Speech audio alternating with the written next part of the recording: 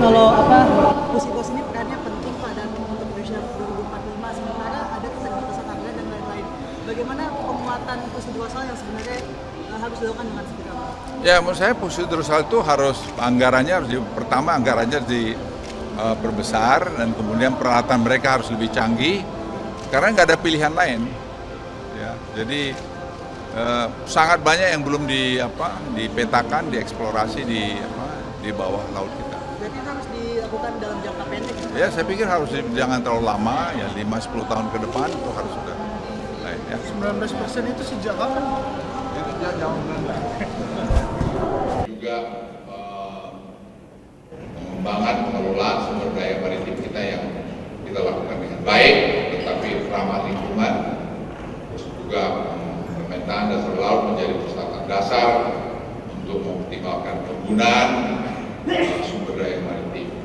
Juga mengingat Indonesia negara maritim terbesar di dunia, Indonesia harus bisa menjadi leader. Sekali lagi juga kita jangan jadi banana republic di junjung nggak usah. We are a great country, we have to be proud. Saya selalu bilang untuk Indonesia, nggak bisa. Kita tuh bukan negara yang bisa dilecehkan oleh siapapun. Dan itu harus kita ngomongkan karena memang ada dasarnya. Nah, untuk tahu itu kita harus belajarin bahwa kita ini punya semua. Jadi tidak ada isu untuk kita susah. Jadi bahwa masih banyak masalah, yes. Perkembangan teknologi mempercepat pemetaan dasar laut, ini juga saya kira sangat penting untuk kita lakukan dan kemudian untuk menyusun peta ini. Bapak Ibu sekalian, sebelum saya tutup, negara-negara maju atau negara yang saya lihat untuk ke Tiongkok banyak itu mengukur hebatnya negara mereka itu sebenarnya dana research-nya dia. Jadi dana research dari negara itu berapa besar. Kalau kita lihat Tiongkok, belajar dari mereka, universitas-universitas mereka itu punya dana research yang sangat besar. Dan itu sebabnya saya lihat dari aspek kesehatan, misalnya saya pergi ke rumah sakit baru minggu lalu, rumah sakit mereka itu betul-betul sangat advance yang tidak pernah saya bayangkan bahwa Tiongkok itu sudah begitu maju. Dan saya juga melihat bagaimana Beijing Genomic Institute, mereka sudah bisa membuat loncatan-loncatan sangat hebat dalam bidang-bidang teknologi, dan mereka punya lab yang bagus, dan mereka mendorong anak-anak muda mereka untuk masuk ke sana. Nah, di kita juga saya berharap bisa terjadi, dan saya lihat peluang itu ada karena presiden terpilih Jose Edgar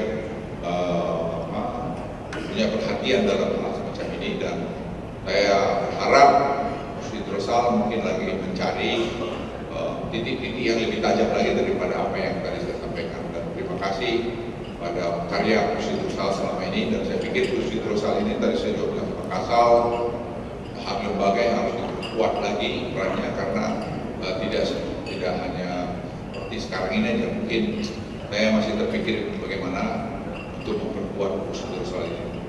Selamat bertemu dan berdiskusi dan mendapatkan masukan. Mari kita cari yang terbaik untuk negara yang kita cintai ini. Semoga Tuhan yang Maha Kasih menemani kita semua. Wassalamualaikum warahmatullahi wabarakatuh. Kalau Pusikos ini perannya penting Pak dan untuk Indonesia 2045 sementara ada keterbatasan anggaran dan lain-lain. Bagaimana penguatan Pusidrosal yang sebenarnya harus dilakukan dengan segera? Ya, menurut saya Pusidrosal itu anggarannya diperbesar dan kemudian peralatan mereka harus lebih canggih karena nggak ada pilihan lain. Ya, jadi sangat banyak yang belum dipetakan, dieksplorasi di bawah laut kita. Berarti itu harus dilakukan dalam jangka pendek? Ya, saya pikir jangan terlalu lama, ya 5-10 tahun ke depan itu harus sudah. Ya. 19% itu sejak kapan? Itu jauh juga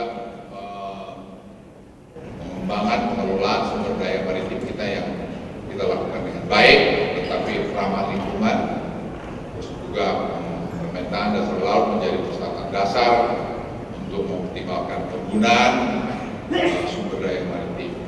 Juga mengingat Indonesia negara maritim terbesar di dunia, Indonesia harus bisa menjadi leader. Sekali lagi juga kita jangan jadi banana republic di junjung nggak usah. We are a great country, we have to be proud. Saya selalu bilang untuk Indonesia, nggak bisa. Kita tuh bukan negara yang bisa dilecehkan oleh siapapun. Dan itu harus kita ngomongkan karena tahu itu kita harus belajarin bahwa kita ini punya semua. Jadi tidak ada isu untuk kita susah. Jadi bahwa masih banyak masalah, yes. Perkembangan teknologi mempercepat pemetaan dasar laut, ini juga saya kira sangat penting untuk kita lakukan dan kemudian untuk menyusun peta ini. Bapak Ibu sekalian, sebelum saya tutup, negara-negara maju atau negara yang saya lihat untuk Tiongkok banyak itu mengukur hebatnya negara mereka itu sebenarnya dana research-nya dia. Jadi dana research dari negara itu berbesar. Kalau kita lihat Tiongkok, belajar dari mereka, universitas-universitas mereka itu punya dana research yang sangat besar. Dan itu sebabnya saya lihat dari aspek kesehatan, misalnya saya pergi ke rumah sakit baru minggu lalu, rumah sakit mereka itu betul-betul sangat advance yang tidak pernah saya bayangkan bahwa Tiongkok itu sudah begitu maju. Dan saya juga melihat bagaimana Beijing Genomic Institute, mereka sudah bisa membuat loncatan-loncatan sangat hebat dalam bidang-bidang teknologi, dan mereka punya lab yang bagus, dan mereka menggroom anak-anak muda mereka untuk masuk ke sana. Nah, di kita juga saya harap bisa terjadi, dan saya lihat peluang itu ada karena presiden terpilih Joe Seger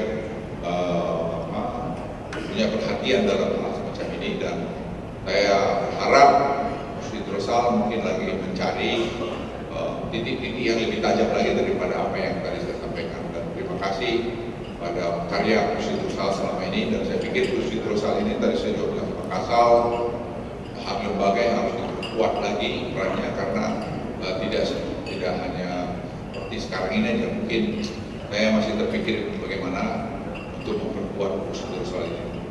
Selamat bertemu dan berdiskusi dan mendapatkan masukan.